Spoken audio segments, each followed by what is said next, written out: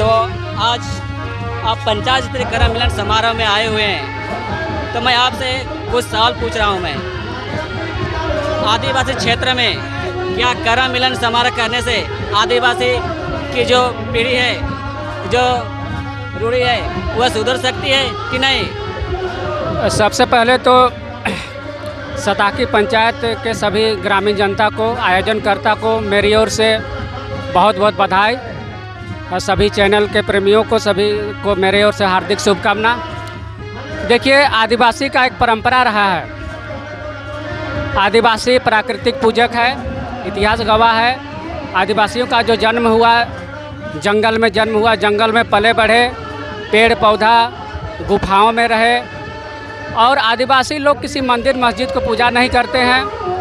उस साक्षात पेड़ पौधों ने उनको छांव से बचाया, धूप से बचाया, पानी से बचाया। उनको साक्षात एक भगवान का दर्जा देते हैं। इसलिए ये आदिवासी आज वृक्ष की पूजा करते हैं। आपने देखा होगा कि सबसे बड़ा त्यौहार आदिवासियों का सरहुल है, कर्मा है। और दोनों त्यौहार में ये लोग वृक्ष की पूजा करते हैं। सरहुल में साल की पूजा करते हैं, कर्मा में करम डाल की पूजा करते हैं। चूँकि ये उस वृक्ष को पूजा करते हैं जिन्होंने उस मानव जीवन को बचाया है। इसलिए इसको प्राकृतिक प्रेमी भी कहा गया है, प्राकृतिक पूजक भी कहा गया है। आज के समय में कहीं ना कहीं ये आज के युवा पीढ़ी इसको नज़रअंदाज कर रहे हैं, लेकिन आज हमें इसको बचाने की ज़रूरत है। इस संस्कृति जब बचेगी तो आदिवासी बचेंगे, और संस्कृति नहीं बचेगी तो आदिवासी नहीं बचेंगे। ये साफ तौर से मैं कहना चाहता हूँ। इसलिए मैं आह्वान करना चाहता हूँ कि आने वाले समय में, आने वाले पीढ़ी को कि जिस मानवता से, जिस जीवन से आपका बूढ़ा पुरखा जो आदि से आपका चला आ रहा परंपरा है, यही आपकी पहचान है, यही आपकी अस्मिता है, यही आपकी आस्था है। इसको आप मरने ना दें, इसको आप जीवंत करें।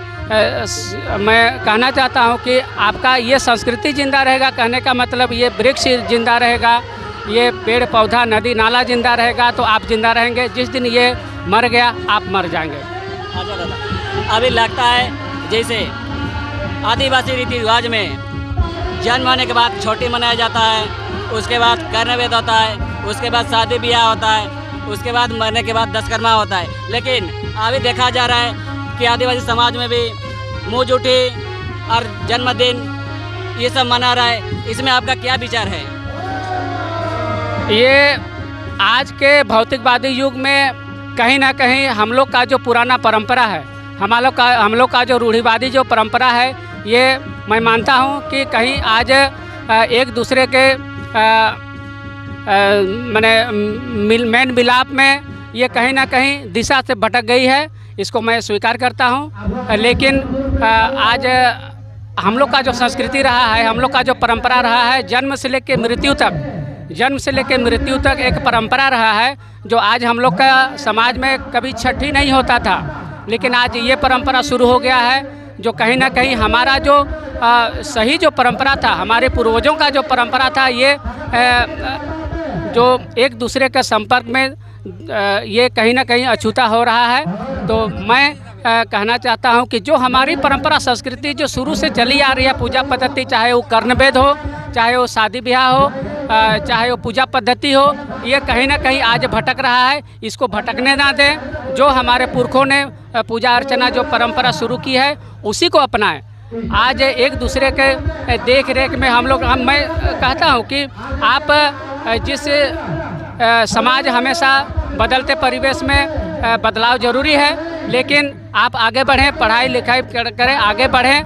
आप अपना भाषा को ना भूलें। अपना भाषा के साथ दुनिया में जितना भाषा है, सब भाषा आप सीखिए, सबका संस्कार आप सीखिए, लेकिन अपना जो संस्कार है इसको मत भूलिए। ये यदि आप भूल गए तो आप ख़त्म हो जाइएगा।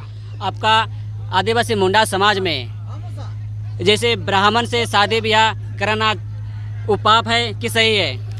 ये कतई सही नहीं है। आदिवासी समाज में ब्राह्मणों से पूजा कहीं इतिहास में उल्लेख नहीं है। इसको मैं खारिज करता हूँ।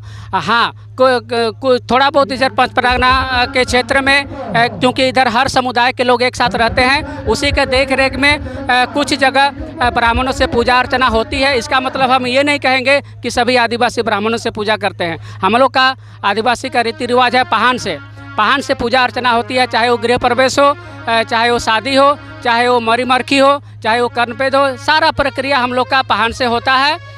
तो इसलिए मैं अब कहूँगा कि सभी जितने जो है सभी पाहन से पूजा करें।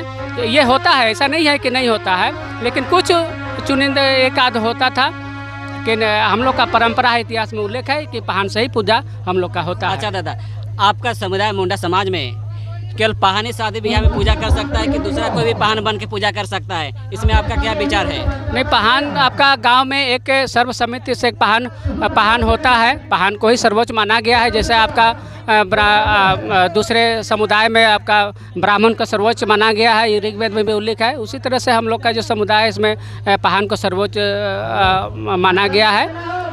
उनके अनुपस्थिति में वो सर्वसम्मति हो सकता है, इसको मैं नहीं कर रहा हूँ, लेकिन जो एक पाहन होता है उसी को सर्वोच्च माना गया है। बहुत बहुत धन्यवाद।